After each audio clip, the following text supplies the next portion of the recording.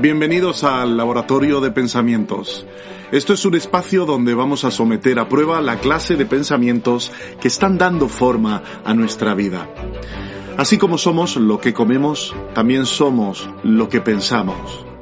Y si no te gusta lo que ves, si no te gusta cómo estás, que sepas de que estás a un solo pensamiento de poder cambiar tu realidad.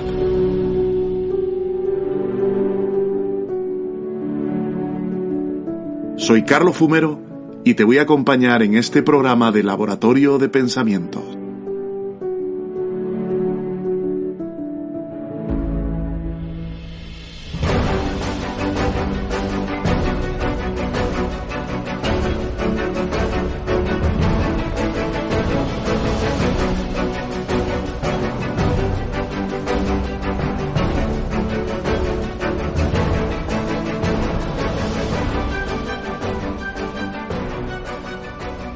Bienvenidos nuevamente a este programa de Laboratorio de Pensamientos. Gracias, Radio Solidaria, y gracias, queridos oyentes. El programa de hoy es un programa donde quiero hablar de la felicidad, pero no como se entiende hoy día. Porque hoy, para muchos, la felicidad es simplemente un concepto vago, utópico, donde ponemos el foco, la atención en lo que se tiene para poder ser feliz, y en lo que se tiene concretamente en cosas materiales.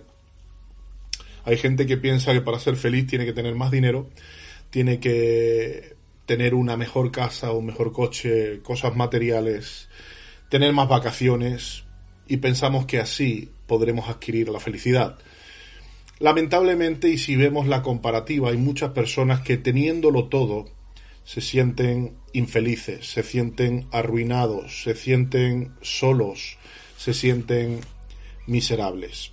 Y lo demuestra evidencias de cómo famosos se han suicidado o están sumidos en los vicios, en las drogas, en el alcohol, simplemente porque están buscando algo con lo que anestesiarse, con los que sobrellevar el día a día las presiones de la vida. Pero quiero basarme en la felicidad como ese concepto que, si nos vamos a la antigüedad, los filósofos como Sócrates, Platón o el estoicismo, ellos veían la felicidad como una buena vida. La persona que aprenda a vivir una buena vida, y esta buena vida tenía como base, como pilar y fundamento, la promoción de las virtudes, de una excelencia moral que les pudiese llevar a una tranquilidad mental. Cuando tenían una tranquilidad mental porque actuaban guiados por los principios, guiados por la razón, guiados por las virtudes, ellos podían evitar el sufrimiento emocional. Por lo tanto, para ellos la felicidad era fomentar y vivir según las virtudes para poder tener una tranquilidad. Esto es como el que actúa bien y luego puede vivir tranquilo porque no tiene cargo de conciencia, no se siente mal por su actuar, por su vivir.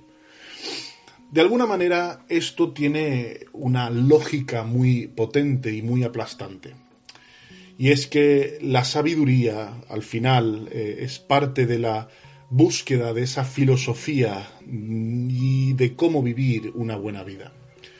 Yo soy cristiano y me debo también a la Biblia como ese libro de referencia, porque es el libro que me provee de instrucción, de principios, de valores, que me enseña las virtudes de aquel que nos llamó de las tinieblas a su luz, y es precisamente estas virtudes de Cristo las que quiero fomentar en mi vida, las que quiero promover en mi vida para poder tener la clase de vida que tenía Jesucristo. Todos tenemos hoy día la Biblia a nuestro alcance y podemos ver que esa sabiduría es una sabiduría que nos lleva a vivir bien, a tener una vida, como decía Jesús, una vida abundante, una vida plena. Y eso no significa de que no lleguemos a tener problemas o carencias, pero vamos a saber cómo guiarnos en medio de esas circunstancias, porque la felicidad consiste principalmente en saber estar en cada situación de la vida. Y esto se adquiere, esto se aprende, esto se ejercita.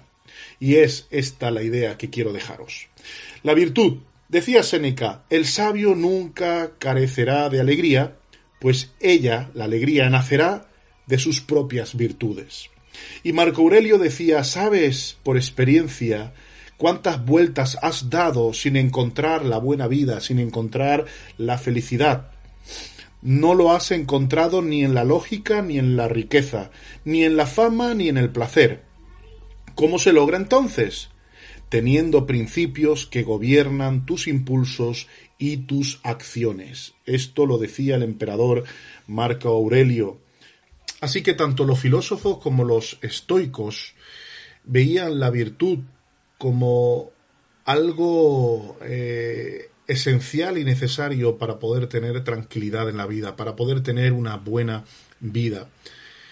De hecho, el término que usaban para virtud es arete, que traducible al español sería excelencia, y en la Biblia se nos traduce como una excelencia moral o como un conjunto de acciones que te van a permitir convertirte en tu mejor yo, en la mejor versión de la imagen de Dios que hay en ti.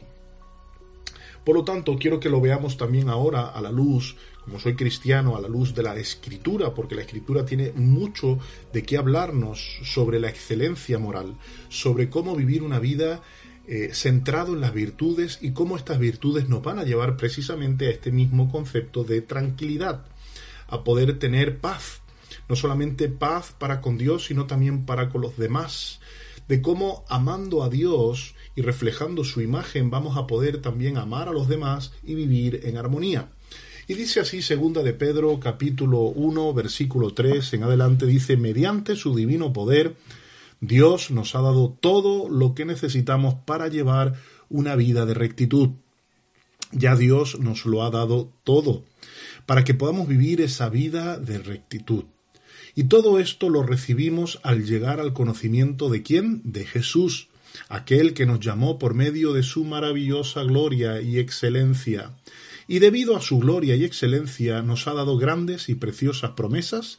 Estas promesas hacen posible que ustedes participen de la naturaleza divina. Y esta forma de participar de la naturaleza divina es que Dios ha decidido poner su espíritu dentro de nosotros para que nos guíe, para que nos ayude, para que nos impulse a ser cada día más como Jesús, a vivir en las virtudes. Estas promesas hacen posible que ustedes participen de la naturaleza divina y escapen de la corrupción del mundo causada por los deseos humanos.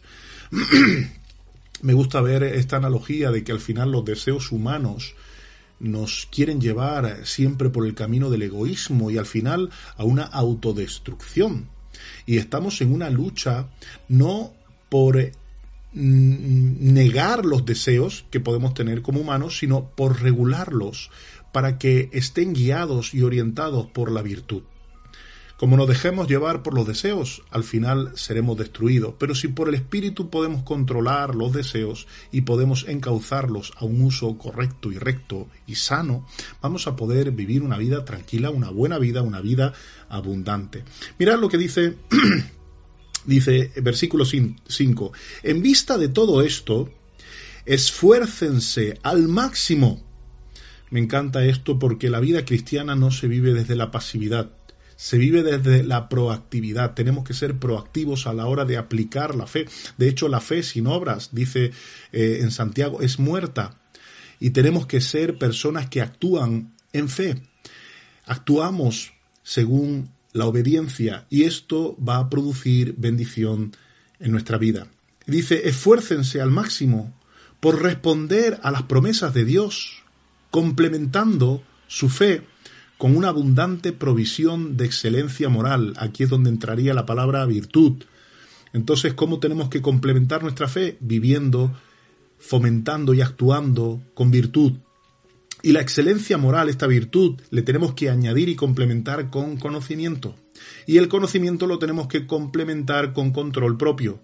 Y el control propio lo tenemos que complementar con perseverancia. Y la perseverancia con sumisión a Dios. Y la sumisión a Dios con afecto fraternal. Y el afecto fraternal con amor por otros. aquí se cumple. Cuando amamos a Dios con todo lo que somos, acabamos, por ende, amando a los demás con todo lo que somos y tenemos. Cuanto más crezcan de esta manera, más productivos y útiles serán en el conocimiento de nuestro Señor Jesucristo. Queremos ser personas que viven en la tranquilidad de tener un buen estado mental, una serenidad interior y evitar el sufrimiento emocional, pues tenemos que vivir para las virtudes. Tenemos que centrarnos en vivir una vida recta, en vivir una buena vida para tener una vida recta y buena. Esto lo dice en muchas otras partes. El apóstol Pablo en Gálatas nos dice que no podemos engañarnos, lo que sembramos, eso cosechamos. Si sembramos cosas buenas, acabaremos obteniendo cosas buenas y disfrutaremos de ese fruto de una vida recta, de una vida buena, de una vida justa. Me siento dichoso, bendecido de poder conocer a Cristo, conocer la Biblia como esa guía para poder cultivar esa excelencia moral. Te invito a que lo puedas hacer. Y el apóstol Pablo, estando en la cárcel, él aprendió a contentarse en cualquiera que era su situación.